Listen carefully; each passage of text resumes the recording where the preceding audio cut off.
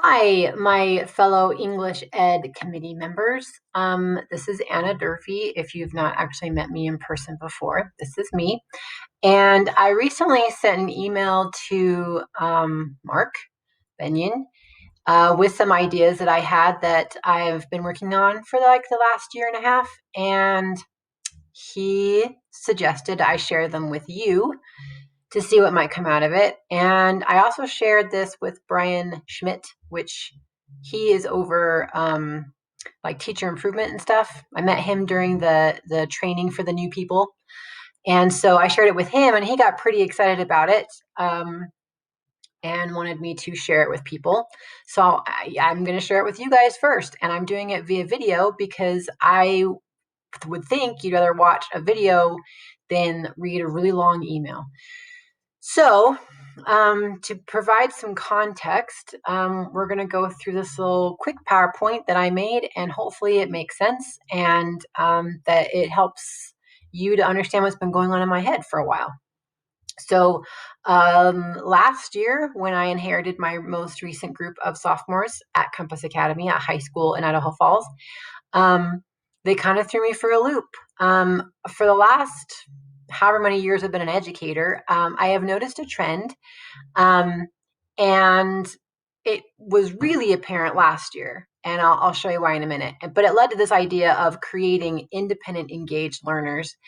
And this involves, some really intentional practices. It involves a matrix, it involves progressions, and it involves metacognition. So I'm going to explain to you what I've come up with. So last year, well, like I said, in all the years that I've been an educator, I've seen these types of behaviors. I'm sure we all have if you've spent time in the classroom, and maybe you still see these attitudes at the university level. I haven't been at the university level long enough to know if these still exist here, although I'm guessing they do because I've seen them in adults as well. So I've seen this attitude over here, the guy in the gray, who's just kind of helpless, clueless perhaps. He might be described as kind of needy or clingy in the classroom, just constantly needing help with everything, even though you've given clear instructions and even though you've pulled out every teaching trick still seems to need to be guided on everything. Then there's this guy in the middle who just looks like he'd rather be doing anything else than working with, math materials. And he would be your unengaged learner who is really just there to comply. He has no real interest in the content, and his only focus, or his main desire anyway, is tied to a desired grade. So we've probably all met students that fit that bill. And then this guy over here in the orange plugging his ears represents to me the other students that I'm seeing more of, which are the resistant learners who don't appear to want to learn at all. At the high school level, we would often see, getting out the phone, the earbuds in the ears all the time, just not wanting to participate, not wanting to give anything a chance. They're the ones that most teachers scratch their heads about and trying to figure out how to motivate a kid like that. But the problem is that even though I've seen these three types of kids my entire career as an educator and in my own house sometimes with my own kids, last year, I would say, without a shadow of a doubt, that about 85% of my students fell in one of these three categories, which is not normal. You're always going to have students who are in one of these categories, and you're always going to have students that don't want to learn, and you have to figure out how to way to focus in on that kid and get him to learn or want to learn. And all of a sudden, my co-teacher and I, we were working as a pair, we're dealing with a whole classroom basically of these types of kids. And it got me wondering why. What is the deal? And so it led me down this rabbit hole of research into the idea of dependent learners versus independent learners. Because my colleagues were describing some kids as needy. And I thought needy doesn't quite describe it. It's more of that they are dependent on the teacher for everything. It's like the ability to have independent thought, to think critically, which is non-existent. And then you had just the unengaged or just barely compliant and that wasn't serving them well either. So all that research led me into a few suggestions as to why this is going on, and that's a whole other conversation as to why this might be happening. But then I thought, well, what can we do about it? Because quite frankly, in the education world, you might have a lot of understanding as to why students are the way they are, but there's nothing you can do about it because you can't control their life outside of your classroom. So you control what you can in the classroom to try and help this. So then oops, I hit the wrong button.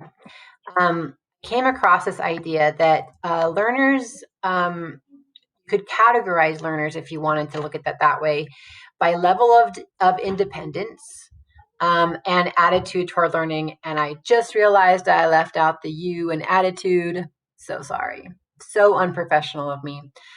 But I was trying to get this done before my kids need me again and they start screaming. So this is what I came up with: was somehow students are falling into these two categories and they influence each other, right? So the level of independence might influence their attitude toward learning, and vice versa. Their attitude toward learning might influence their level of independence with, the content or a task. So then that led to coming up with these descriptions of learner types and learner attitudes, and then kind of deciding what is the symptom. Like, how do you tell if a student is being a certain type of learner? More importantly, how does the student figure out what type of learner they're being? That brings in the metacognition part. So here are the descriptions I came up with. So first, the learner attitudes.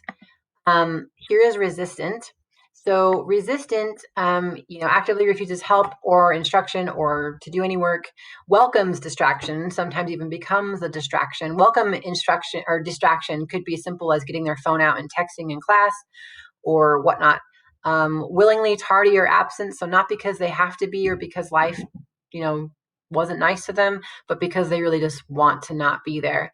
And they will not ask questions even if they have them. So just that basic, I don't want anything to do with this type of attitude. This attitude, unfortunately, is becoming more and more prevalent in high schools, which is interesting. I don't know how much this attitude travels onto higher ed. And so I'm interested to hear your thoughts about whether you see any of this type of behavior in your classes. Even if you don't see any of this behavior in our classes, we are training future teachers and they will see this behavior in their classes. And a lot of people think of it as a behavior management thing. It is, but it's also a learner type, and we have to address it from that front as well.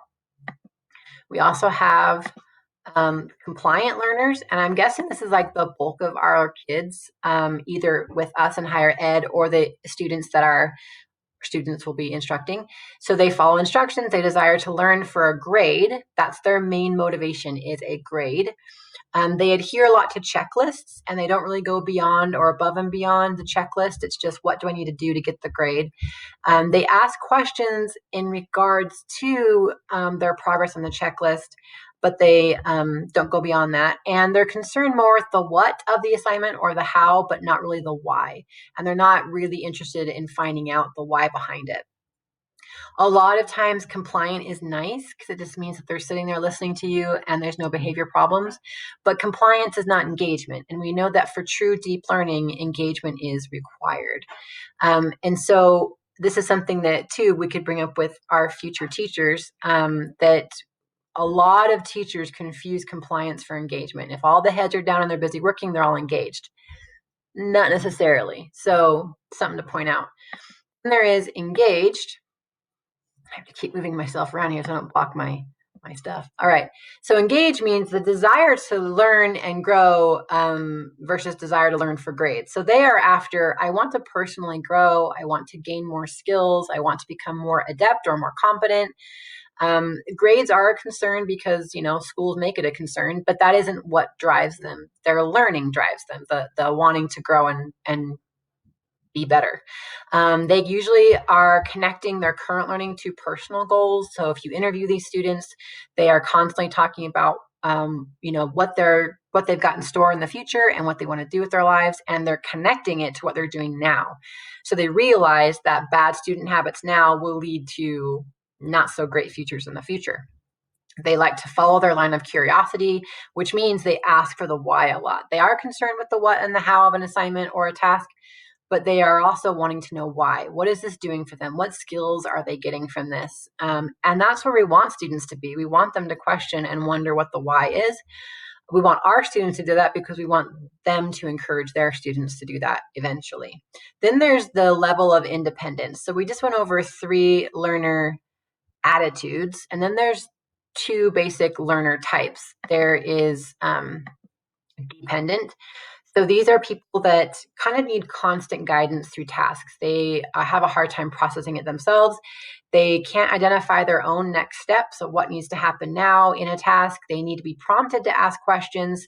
The kind of kid that sits in your class and you can tell that they're lost, but they're not doing anything about it. And so you have to go up to them and say, do you have any questions? And then they might ask a question, but they still have to be prompted. They wait to be directed. They wait to be instructed. They do not seek after it themselves.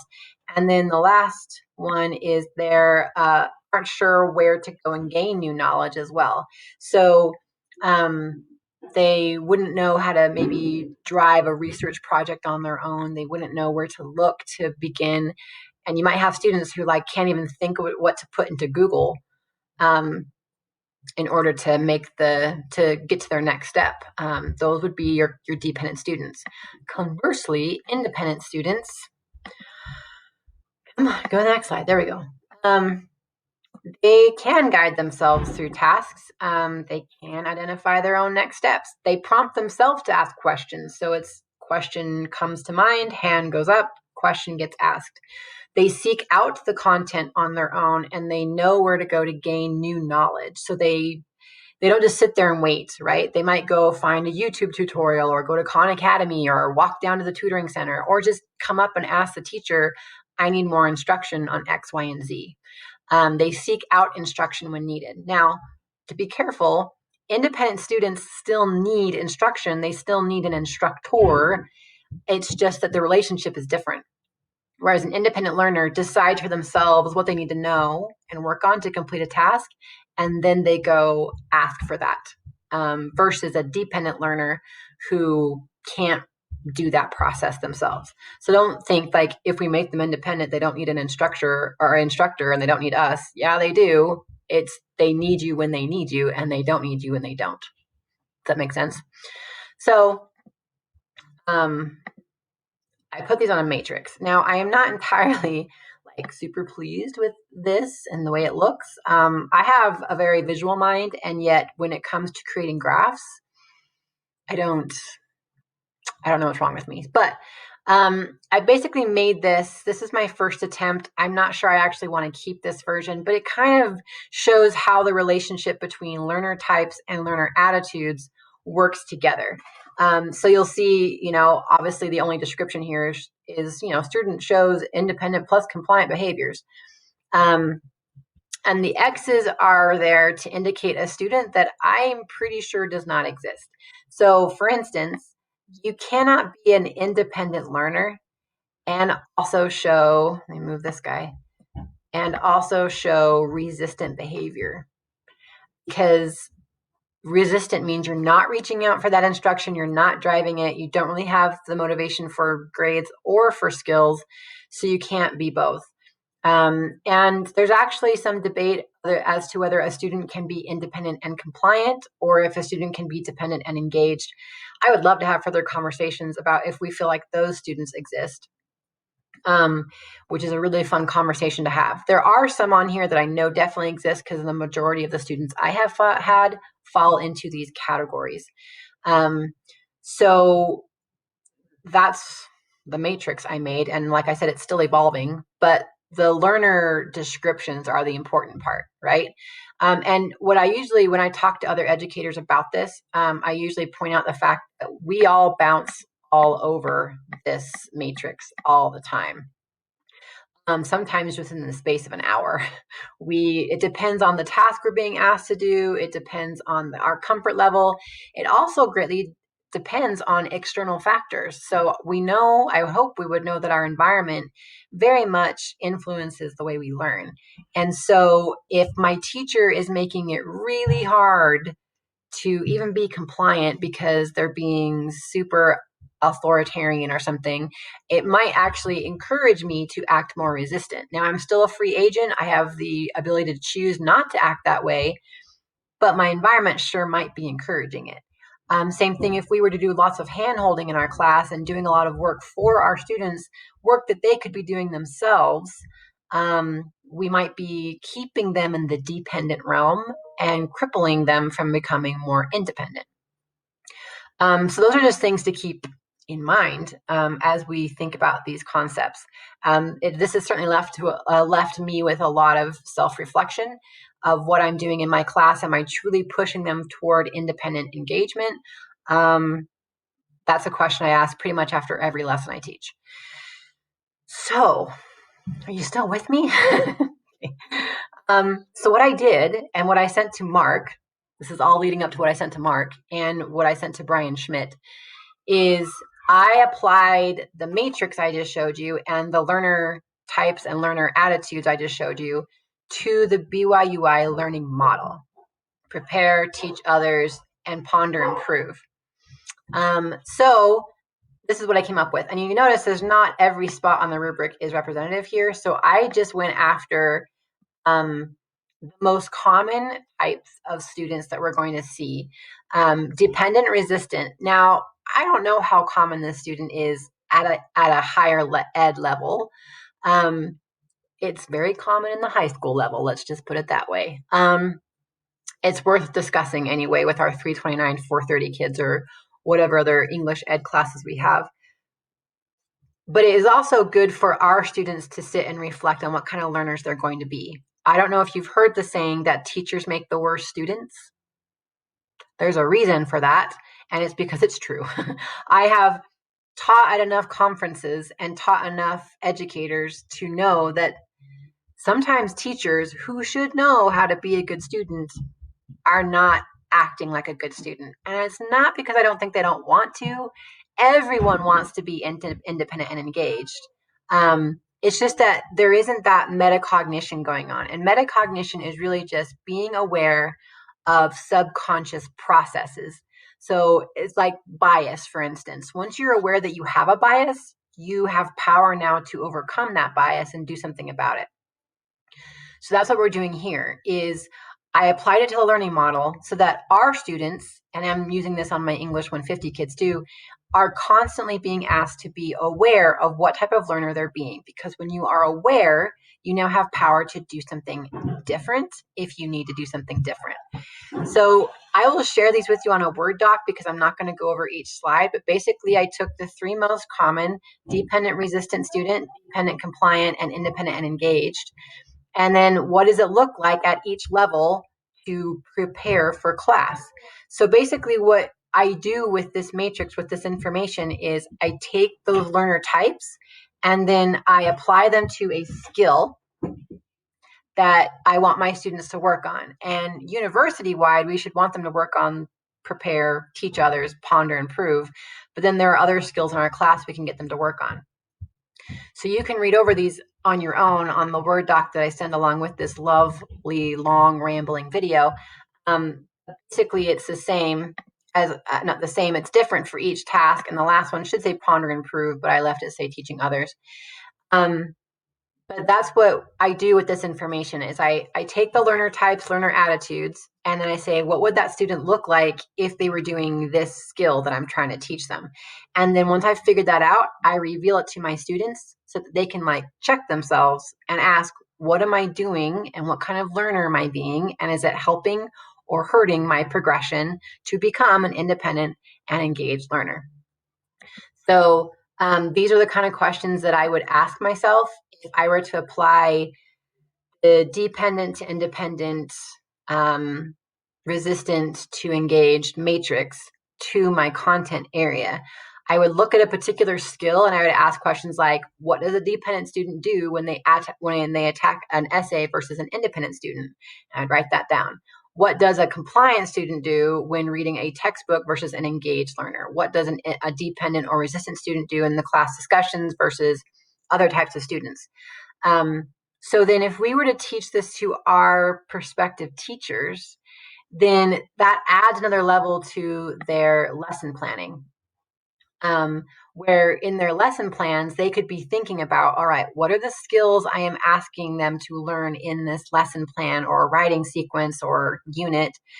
And then have I figured out what it looks like when a dependent student is attacking these skills versus an independent student, or resistant or compliant or engaged?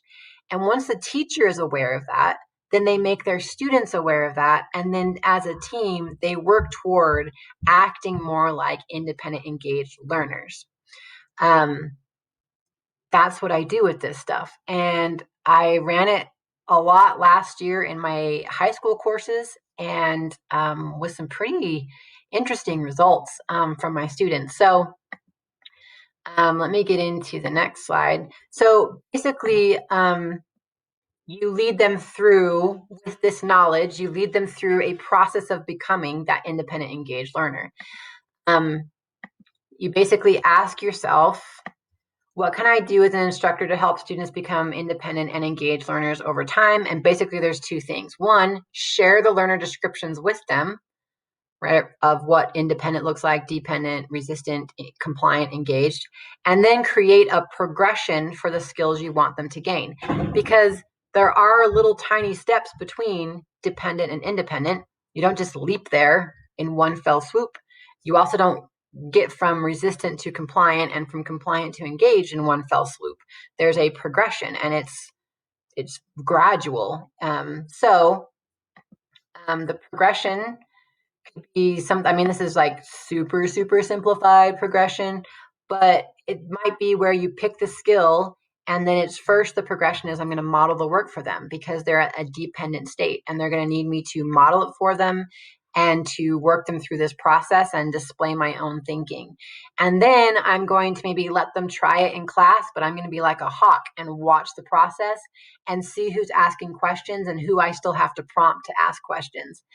And then if I feel like they're ready for the next step, like maybe 80 to 90% of them are rocking it, then maybe I say, all right, now you're on your own. You're going to try this without me in the room. So you can't just come and get me as soon as you need help. You're going to see if you can figure out how to get yourself some help. And now you've worked them on whatever skill you're working on from a dependent status up to an independent status. And hopefully it's more engaging for them as well. And that's changing learner attitude is a little bit of a different conversation, but very similar. Are you still with me? All right. So using the matrix. So I thought of some possible future conversations that this could lead to. One, if we like this, how do we have conversations with our students, and how do we help them plan lessons with this idea in mind? What do we need to possibly change about our courses to encourage true independence and engagement? Because that's the kind of employee that principals are going to want to hire. How do we know if our prospective teachers are in fact becoming independent and engaged? How are we tracking their progress? In other words, what progression do we have to lead them through? And the last one might be, is Anna crazy and is it too late to get rid of her? Possible point of discussion. All right. So to share with you some encouraging news from when I tried this with my high school kids.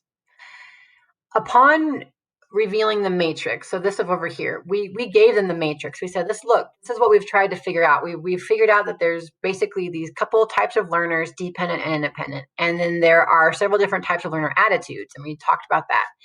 And just after that conversation, and now they're all having to self-reflect, start that process of metacognition, of becoming aware of what they previously were unaware of. Here's what we saw within a week or two of talking about the matrix all by itself. Way more assignments turned in. Students revisiting our class beyond their hour. They would come back to get instruction a second time if they didn't have class, because we had a college type schedule at Compass. Or they were visiting us during our office hours and asking for one more one-on-one help because they were seeking after instruction. Way more ownership over behavior, like jobs more ownership over behavior. We stopped hearing all of the excuses for not getting work done or for being late or for not responding to emails. We saw more like, yep, I messed up. I'm going to try to be better. I apologize. And I'm like, whoa. And this is from 15-year-olds, guys, who, if you hang around long enough, they have a little bit of a struggle owning up to their behavior, but we saw more behavior ownership. Surprising attitude shifts. So they didn't want to be the resistant learner because, quite frankly, if you read the description, it's like, who wants to be that guy? They all want to be the independent, engaged learner. They just need to know how to do it and what that looks like. And once they knew, they really, really wanted to become that. They didn't want to match the description of the dependent, resistant learner because they knew that it led nowhere. But until someone actually like spelled it out for them, it hadn't occurred to them that that's what they were doing for, sometimes the most of their education. We saw some kids just completely pull a 180, and that was amazing because they ended the year like on a high, knowing that they had gained skills. They were way more confident. It was amazing to watch. Increased perseverance, not giving up the first time something got hard. We saw lots of that. We did also see that it took a lot of reminders on our part, of what independent and dependent work might look like, what those kind of students look like and how they behave, because for a while they're still going to depend on us to help spell that out for them, but eventually it becomes their knowledge and they can point it out to themselves, which is a trait of independence, which is super awesome.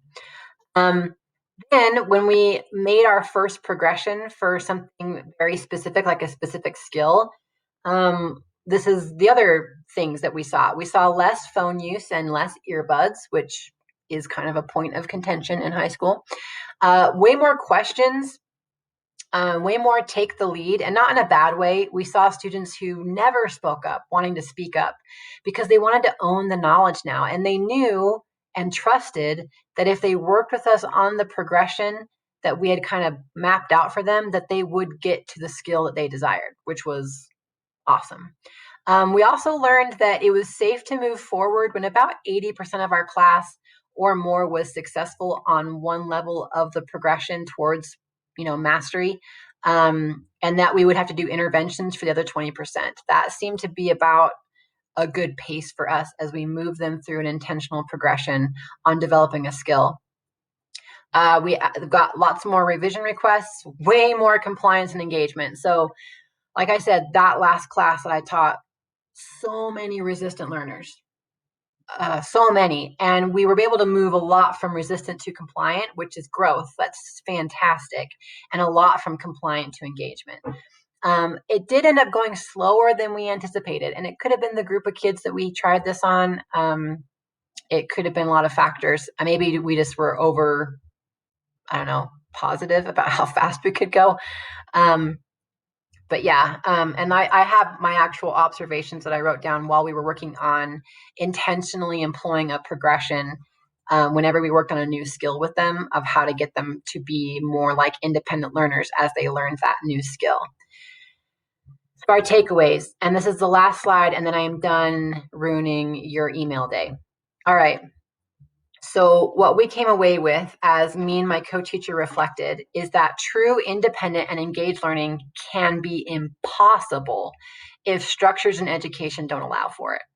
So if we are constantly employing policies or structures inside of our courses that almost keep them dependent on us or are so impossible to work around that we actually make them resistant, or at best compliant, it is harder for them to, there has to be a two-way street on this. They have to work for it, but we also have to get out of the way.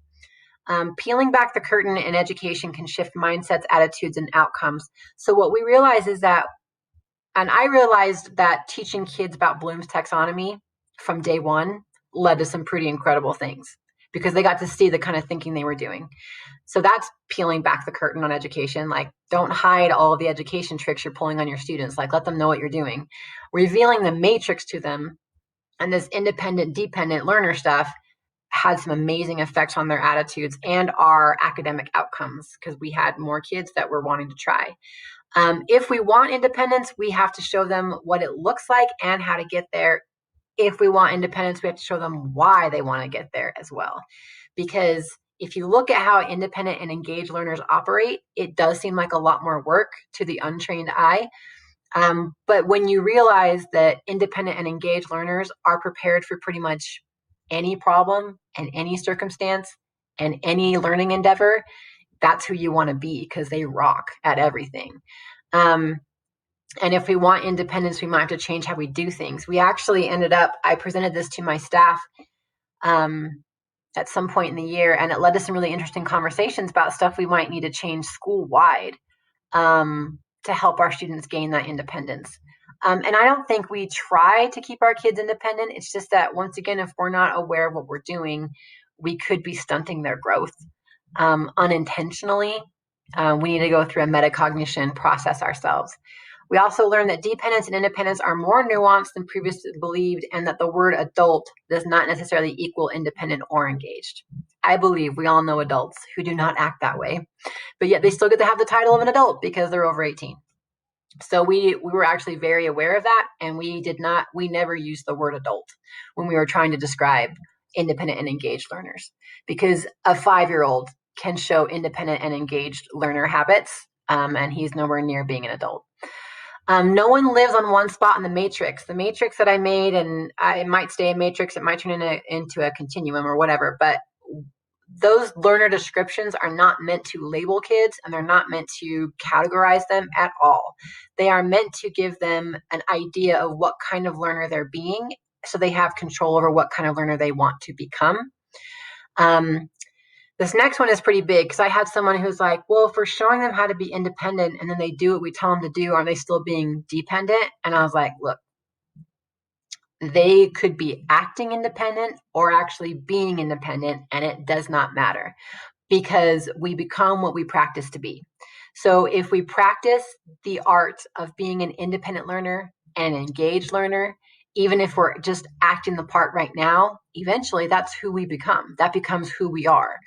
And so it doesn't really matter if they're just acting it or actually being it. Eventually it becomes who they are. And then the last thing that I really love is the kids like talking about this stuff, and they felt empowered when we were talking about this stuff. And it's all due to the power of metacognition, of becoming aware of things that you're doing that are hurting or helping you. When we become aware of these kind of things, it is powerful. We feel empowered to make different decisions and make different goals and all that kind of stuff. So after all that, you can now look at the Word document, unless maybe you looked at it before this little video. But the point of me explaining this to you is I feel like it would be cool to have some conversations regarding this, to see what we want to do with this. Brian Schmidt with the Teacher Improvement is super excited about this. We had a lengthy conversation a few days ago, last week, and he wants to do a lot with what we've done, or what I put together for the learning model. And I even told him, well, that's just the tip of the iceberg. Like, there's a lot more that this can lead to. And some of this stuff, it might be stuff that you've already realized, but didn't like realize that you realized it. Because that's the reaction I had when it finally dawned on me what I was seeing in my classroom. It was a lack of independence and a lack of engagement. And that's what was causing some of our problems. And I'm like, well, I knew that, but I didn't like know it. And that's the power of metacognition.